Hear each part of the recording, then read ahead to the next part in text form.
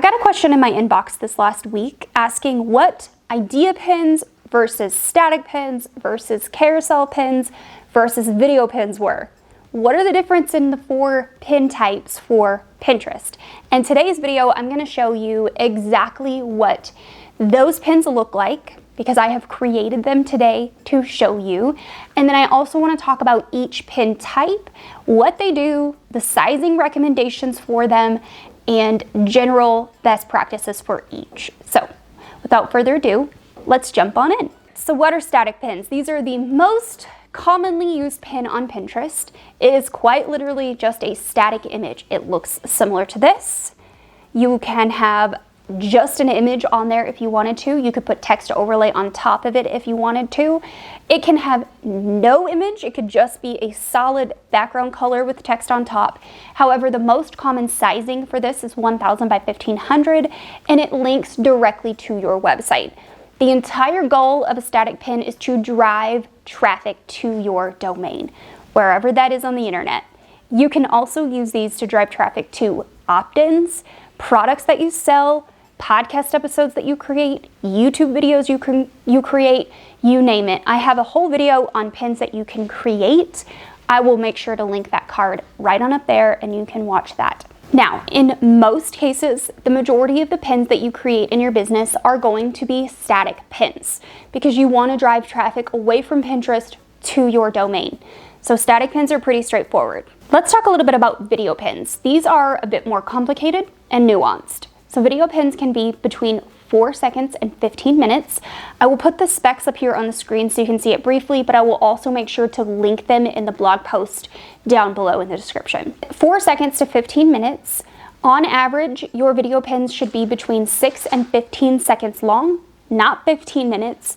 The average watch time on video pins on Pinterest are about 6 seconds long, so you want to make sure to front load the beginning part of your video pin with any text and call to action that you want to include. Now, video pins can also link to your domain, but one thing to consider, and if you've watched any of my content before, you may have already heard this, is that video pins are hard to leave the platform on. People actually have to go to the bottom right-hand corner on their phone, click the 3 dots, and click Visit Link. On desktop, they have to go to the top right-hand corner of the pin in the big close-up screen and click the link there.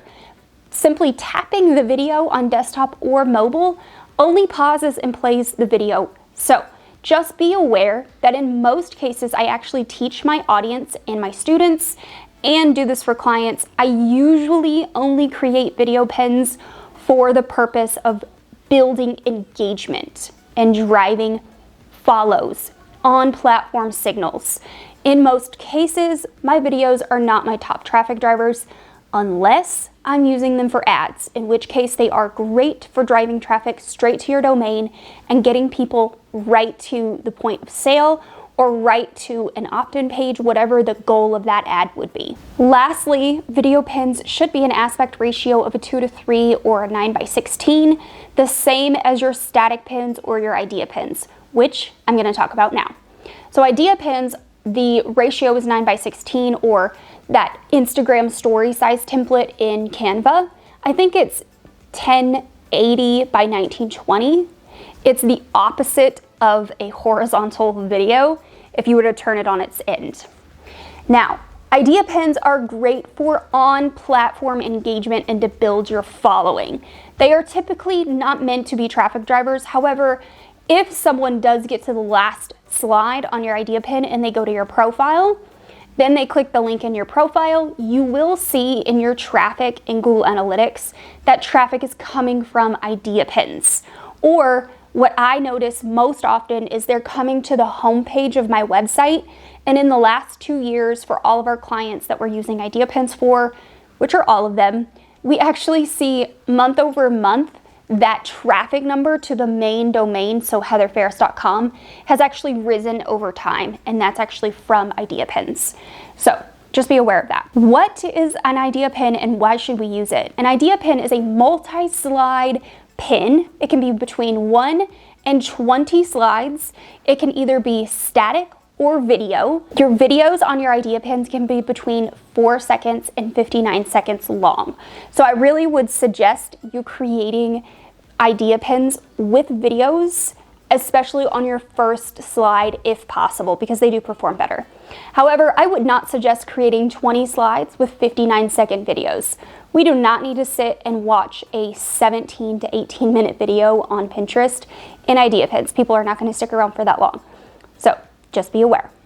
Now, what makes a good idea pin? A good idea pin showcases a full idea. So it's easier to explain this when it comes to food creation, because you can imagine a recipe, right? You can imagine the videos and the steps, the process of the recipe. So a good idea pin for a recipe creator, for example, would showcase the entire process from start to finish of prepping and cooking your food and the final product at the end. And then in your notes section of your idea pin, which you can see an idea pin here, you would actually have the full recipe with all of the steps in the recipe. Do not try to shortchange people, because people like me use Pinterest for meal planning, and it's really aggravating when you don't have the full recipe, and I don't know how to find that outside of Pinterest. I don't want to have to go to your website and then go to the search bar and then try to search for the recipe name. It's too many steps. I'm not going to do it. So other people are not going to do it either. Make sure you showcase the full idea in your idea pin. 2 more things about idea pins and then we're moving on. Number 1, you can tag products in your idea pins, and these products can be either in your e-commerce store or affiliate link products. So go to, in the idea pin builder, go to the stickers icon and you'll see the products sticker listed in there, and you can add those 2 things. Lastly, you can use idea pins for ads now, and in the idea pin ads, you can actually add a destination URL to your idea pin when it's promoted. Let's move on to our final pin type, which is carousel pins. Carousel pins are multifaceted. I don't use them often, but when I do, it's most often used in ads. However, a carousel pin is a multi-slide pin, like this one here, that you will be able to add multiple destination links depending on the slide. So you can have 4 slides and 4 slide URLs, or you can have 4 slides and 1 URL.